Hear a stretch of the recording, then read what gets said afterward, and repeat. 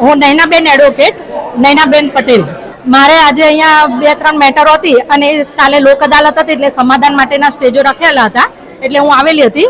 અને એમાં જે આજે ભાનુશાળી શર્મા, જે ભાનુશાળી વિનોદભાઈ, એ ત્યાં હાજર હતા. વિનોદભાઈ ભાનુશાળી, એટલે એમને અગાઉ મેં એમનો કેસ હેન્ડલ કરેલો હતો. એટલે એમની બેબી મારી જોડે નીકળી, મને કે મેડમ આજે કેસ છે. મેં કીધું કંઈ વાંધો નહીં, સમાધાન નથી થાય એવું તો મને કે જોઈએ છે. મેં કીધું વર્ષોથી સમાધાનની વાતો કરજો, કરી નાખો ને. આ બધી ચર્ચા થઈ અમારે. એટલે પછી કે કંઈ નહીં. પછી કોર્ટમાં ગયા તો હું પણ સાથે ગઈ કે શું થાય છે એમ, ખાલી જોવા માટે જસ્ટ. પછી એ ભાનુશાળી છે એ વિનોદભાઈ કંઈક પડીકી લઈને, મને એવું લાગ્યું કે સિંગદાણા ખાય છે એમ. એટલે મેં એમને રોક્યા. મેં કીધું કોર્ટમાં શું ખાવ છો તમે, ખાતા નહીં તમે? એટલે મને કે કાંઈ નહીં. એટલે મને કંઈ ખબર નહીં. પછી હું સાહેબની સામે ગઈ. એમના એડવોકેટો બંને ત્યાં ઊભા હતા અને ચર્ચા કરતા હતા. હું સાઈડમાં ઊભી રહીને સાંભળતી હતી. ત્યાં તો ચીસાચીસ થવા લાગી. એટલે મેં પાછળ જોયું તો વિનોદભાઈ કંઈ એની ઉપર એસિડ નાખેલું હતું.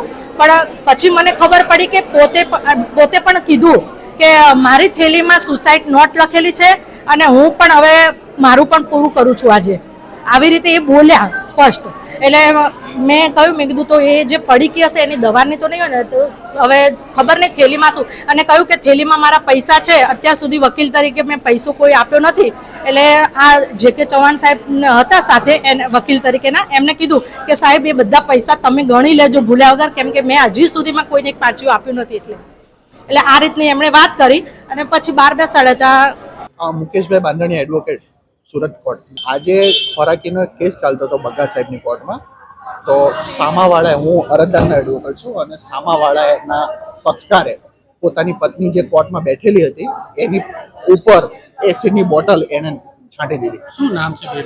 પક્ષકારનું નામ છે સામાવાળાનું વિનોદભાઈ ભાનુશાળી. મહિલાનું નામ છે? મહિલાનું નામ છે શારદાબેન.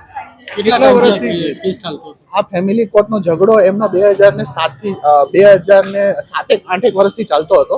એમાં ડોમેસ્ટિક મેટરમાં આ કામના સામાવાળા અગાઉ પણ આવું કૃત્ય કરી ચૂક્યા છે અને પોતે બેલ આઉટ છે. પોતાની પત્ની ઉપર અટેમ્પ્ટ ટુ મર્ડરનો એક કેસ ઓલરેડી નોંધાયેલો છે અને એ બેલ આઉટ થયેલા છે.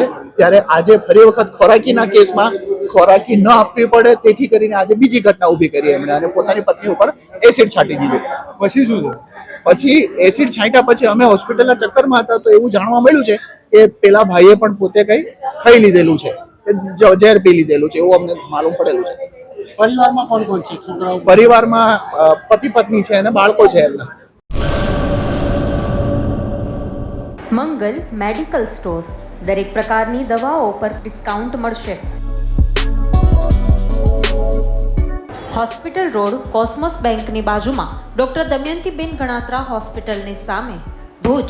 Mobile number 9428234840.